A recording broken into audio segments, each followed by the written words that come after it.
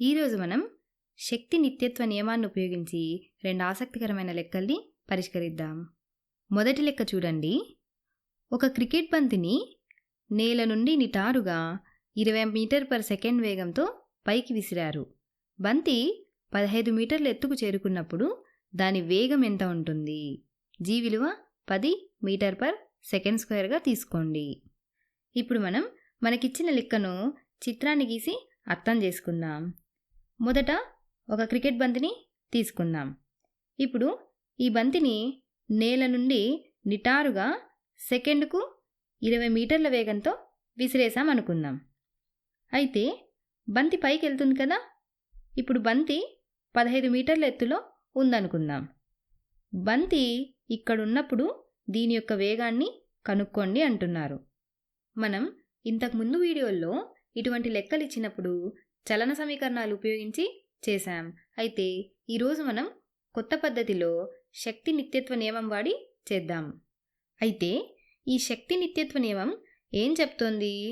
బంతి కింద నుండి పైకి వెళ్తున్నప్పుడు దాని మొత్తం శక్తి అంటే గతిశక్తి మరియు స్థితి శక్తి రెండూ కలిపి స్థిరంగా ఉంటుంది, ఎక్కడ మారదు. బంతి మొదట ఇక్కడున్నప్పుడు దానికి కొంచెం గతిశక్తి ఉంటుంది, పైకి వెళ్ళే కొద్దీ దాని గతిశక్తి తగ్గుతుంది. ఎందుకు? బంతి పైకి వెళ్ళే కొద్దీ దాని వేగం తగ్గుతుంది కాబట్టి. అయితే ఈ శక్తి మాయమవ్వదు. బంతి పైకి వెళ్ళే కొద్దీ దాని గతిశక్తి తగ్గుతూ ఆ శక్తి స్థితిశక్తిగా మారుతుంది. అందుకే బంతి యొక్క మొత్తం శక్తి అలాగే ఉంటుంది, మార్పేం ఉండదు. ఇదే శక్తి నిత్యత్వ నియమం. దీన్ని బట్టి మనం ఏం చెప్పచ్చు? బంతి కింద ఉన్నప్పుడు మొత్తం శక్తి పైన 15 మీటర్ల దగ్గర ఉన్నప్పుడు మొత్తం శక్తి సమానంగా ఉంటుంది. ఇప్పుడు మనం దీన్ని సూత్రంగా రాసుకుంటే U1 + K1 = U2 + K2. ఇక్కడ మనం స్థితిశక్తిని పెద్ద అక్షరం Uతో, గతిశక్తిని Kతో సూచిస్తున్నాము. అయితే మనం బంతి 15 మీటర్ల ఎత్తులో ఉన్నప్పుడు దాని వేగాన్ని కనుక్కోవాలి. సరే, మనం ఇప్పుడు ఈ సూత్రాన్ని ఉపయోగించి ఈ లెక్క చేద్దాం. మొదట మనం దీన్ని పాయింట్ 1గా, దీన్ని పాయింట్ 2గా అనుకుందాం. మనం కావాలనుకుంటే పైన దాన్ని పాయింట్ 1గా, కింద దాన్ని పాయింట్ 2గా కూడా అనుకోవచ్చు. ఇక్కడ ఏది తొలి వేగం, ఏది తుది వేగం అనేది కూడా అవసరం లేదు. మనం ఇదే సూత్రాన్ని బంతి కింద పడుతున్నప్పుడు కూడా ఉపయోగించవచ్చు. దిశతో కూడా సంబంధం లేదు. ఎందుకంటే బంతి యొక్క మొత్తం శక్తి బంతి ఏ పాయింట్ వద్ద ఉన్నా కూడా సమానంగా ఉంటుంది కాబట్టి. ఇదే శక్తి నిత్యత్వ నియమం యొక్క ప్రత్యేకత. ఇప్పుడు మనం గతిశక్తి మరియు స్థితిశక్తి స్థానంలో వాటి యొక్క సూత్రాలను రాద్దాము. mgh1 + ½ mv1² = mgh2 + ½ mv2². ఇక్కడ U1 స్థానంలో mgh1 అని రాశాం. h1 అంటే బంతి పాయింట్ 1 వద్ద ఉన్నప్పుడు దాని ఎత్తు. బంతికి గురుత్వ స్థితి శక్తి ఉంది కదా, అంటే బంతి పైన గురుత్వాకర్షణ బలం పనిచేస్తోంది. మనకు గురుత్వాకర్షణ బలానికి సూత్రం తెలుసు కదా. గురుత్వాకర్షణ బలం అనేది వస్తువు యొక్క బరువుకు లేదా mgకి సమానమని. అందుకే ఇక్కడ మనం mgh1 అని రాశాం.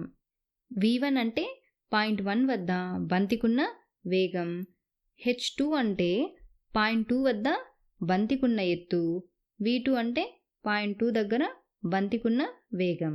ఇది మనకు తెలియదు కదా. ఇప్పుడు మనం దీన్ని కనుక్కోవాలి. ఈ సూత్రాన్ని గమనించండి. ఇందులో ద్రవ్యరాశి m కామన్గా ఉంది. ఇప్పుడు mని మనం బయటకు తీసి మిగిలిన వాటిని రాద్దాం. m × gh1 + ½ v1² = m × gh2 + ½ v2². ఇక్కడ m అనేది రెండు వైపులా కామన్గా ఉంది కాబట్టి దీన్ని కొట్టేద్దాం. అంటే బంతి బరువుతో మనకు పని లేదన్నమాట. ఇక్కడ మనకు కావాల్సిన విలువలన్నీ ఉన్నాయి. g విలువ కూడా ఇచ్చారు.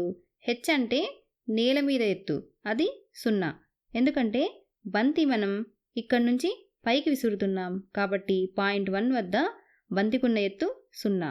v1 అంటే తొలి వేగం, అది 20 మీటర్ పర్ సెకండ్. h2 అంటే బంతిని పైకి విసిరేసిన ఎత్తు అది 15 మీటర్లు. మనకు V2 విలువ తెలియదు, దాన్ని మనం కనుక్కోవాలి. సరే, ఇప్పుడు మనం ఈ విలువలన్నిటినీ ప్రతిక్షేపిద్దాం. h1 విలువ 0 కాబట్టి GH1 విలువ 0 ప్లస్ హాఫ్ V1 విలువ 20 metre per second whole square equal to G విలువ 10 metre per second square into H2 విలువ 15 మీటర్లు plus half V2 square.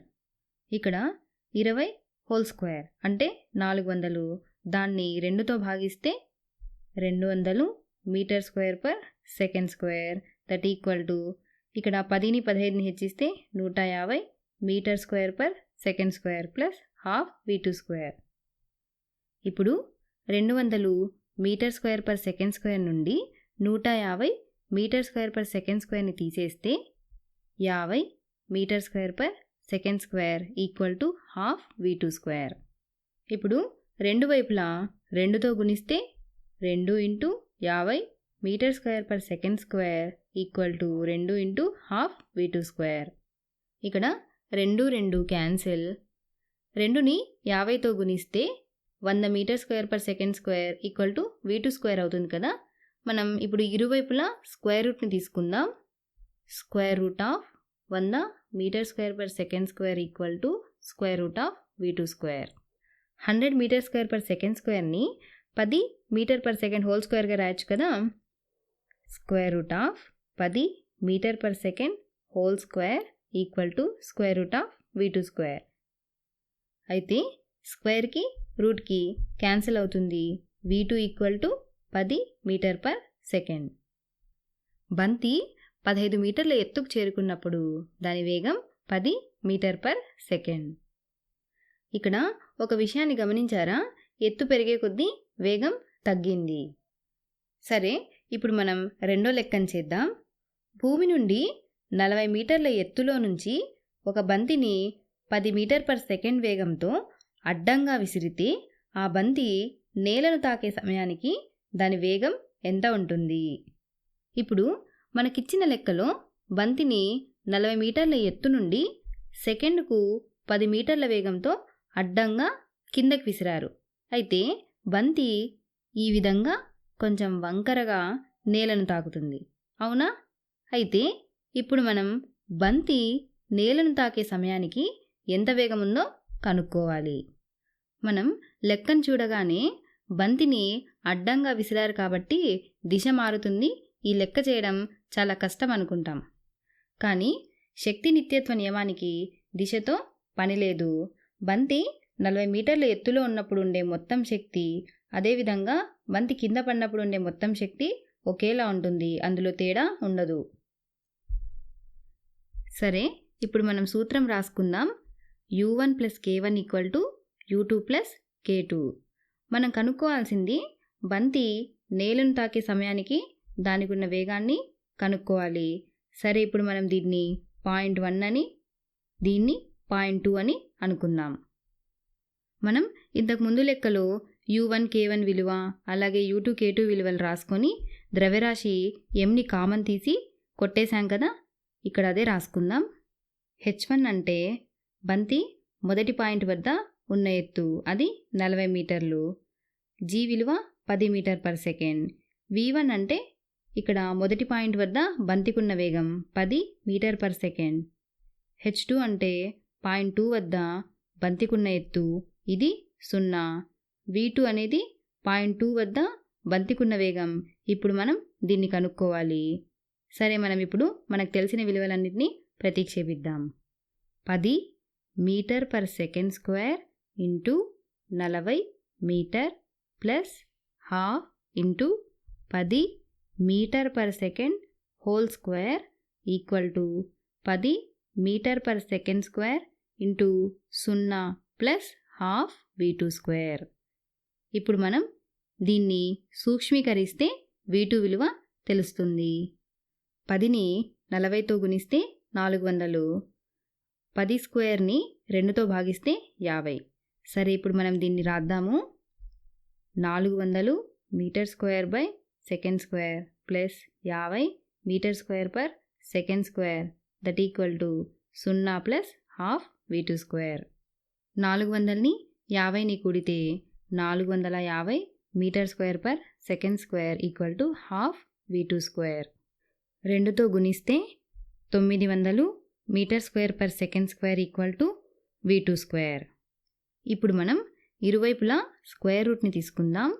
Square root of 900 meter square per second square equal to square root of v2 square. 900 meter square per second స్క్వేర్ని 30 meter per second whole స్క్వేర్గా రాసుకోవచ్చు కదా. Square root of 30 meter per second whole square equal to square root of v2 square. ఇక్కడ స్క్వేర్కి రూట్కి cancel. v2 equal to 30 meter per second. బంతి నేలను తాకే సమయానికి దాని వేగం 30 మీటర్ పర్ సెకండ్. చివరగా ఒక మాట, ఎత్తులు వేగాలున్నప్పుడు శక్తి నిత్యత్వాన్ని ఉపయోగించి లెక్క చేయడం చాలా సులభంగా ఉంటుంది. కానీ ఈ ఫార్ములాలో కాలం లేదు. బంతి ఇక్కడికి వెళ్ళడానికి ఎంత కాలం పట్టిందని అడిగితే మాత్రం మనం పాత పద్ధతిలోనే చేయాలి.